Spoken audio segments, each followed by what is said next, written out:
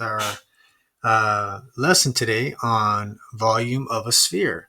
So the volume of a sphere is found by using this formula here, and that is 4/3 pi r cubed, or 4 pi r cubed divided by 3.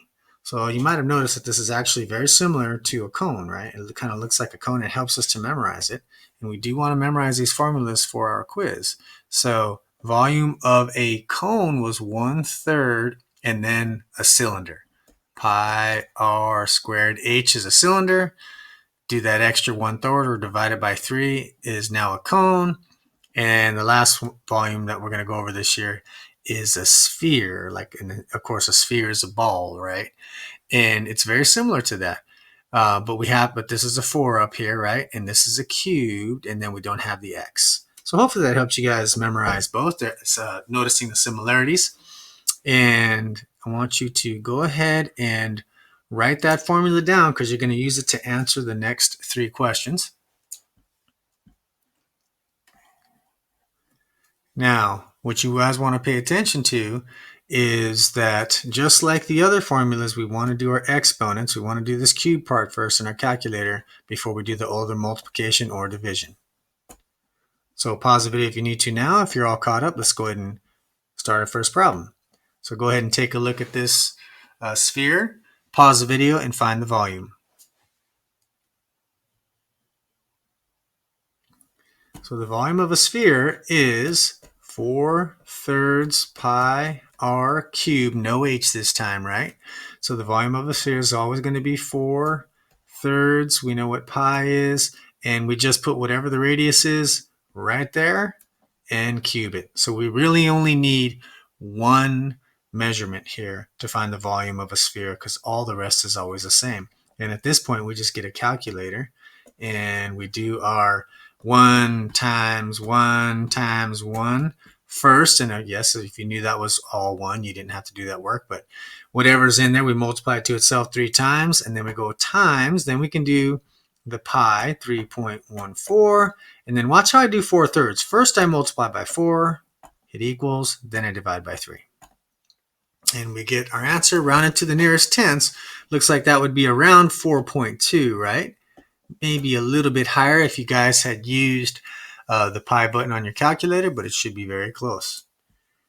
So if you guys got that correct, let's move on. If you didn't, pause the video, try it again till you get it right. And pause the video now and go ahead and try this next problem. So the volume of a sphere is going to be 4/3 pi r cubed. Notice that there's no h there. And we're going to go ahead and take the diameter here is 20, which means the radius, which is what we need, is going to be half of that. So all we need is that 1 unit of measure is the radius. So we got 4/3 pi times 10 cubed, because that's half of 20. And radius is half of diameter. And then we just grab our calculators. Ready to go. We will go exponents first. 10 times 10 times 10. If you know that's 1,000, then now you can just type in 1,000 in your calculator. Now multiply it.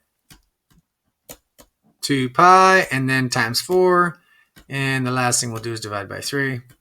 And rounded to the nearest tenth, that's going to be about 4,186 7/10 what? Centimeters cubed. And of course, again, it should be very close. If you guys are using the pi button, it should still be very close to that. So only one answer would work on the test if you're using the pi button. So now it's time for our challenge problem. I want you guys to give yourself an honest at least 5 minutes to answer this question yourself. Pause the video now.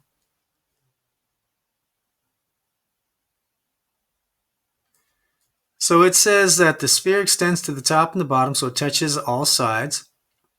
And the cylinder is 4 inches high, so it's going to be 4 inches from the top circle to the bottom circle, which also means it's 4 inches through the sphere itself, correct?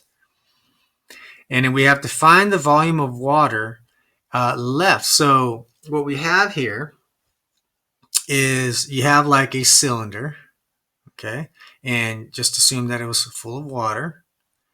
And then you drop this solid sphere inside. The water is going to be displaced. You guys learned that in science class, displacement of water. And how much water is left? What's the volume of the water left? So in other words, the volume of the whole thing is a cylinder. The volume of the sphere is not water, right?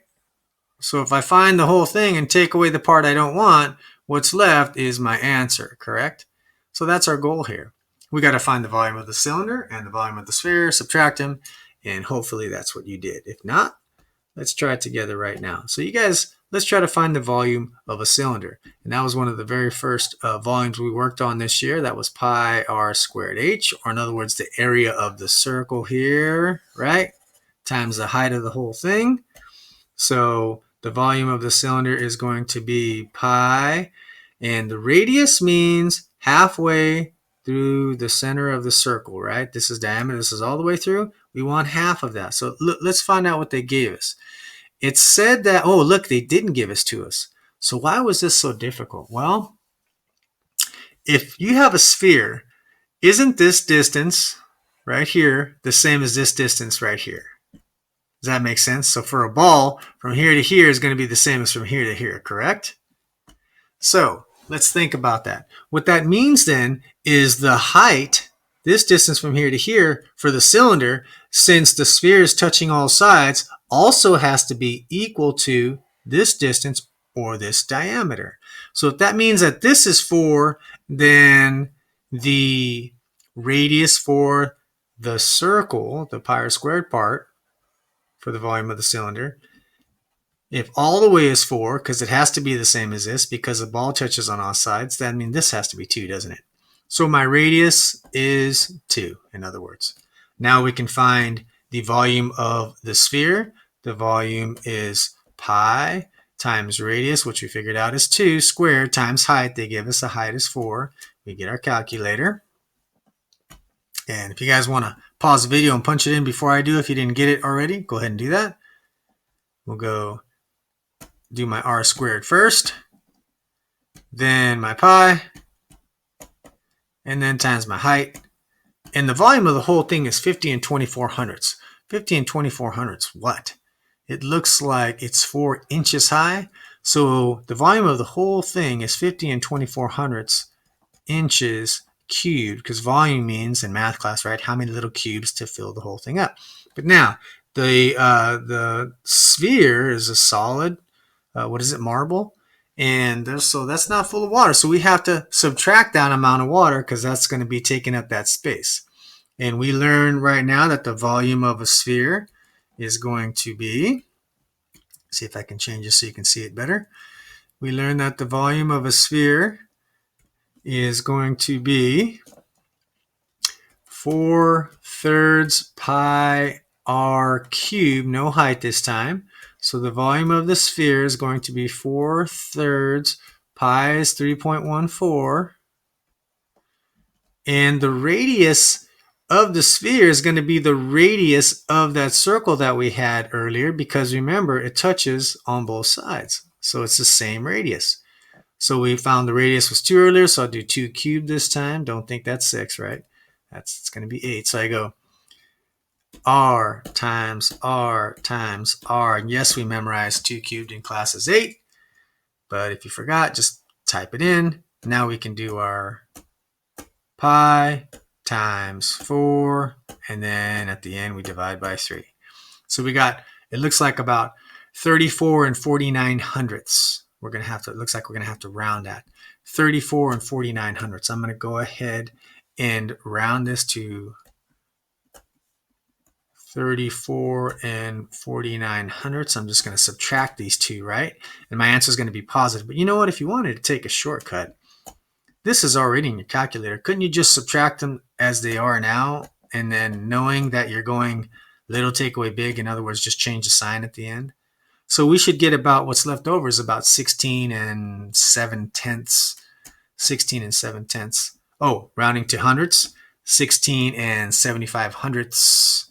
16 and 75 hundredths what?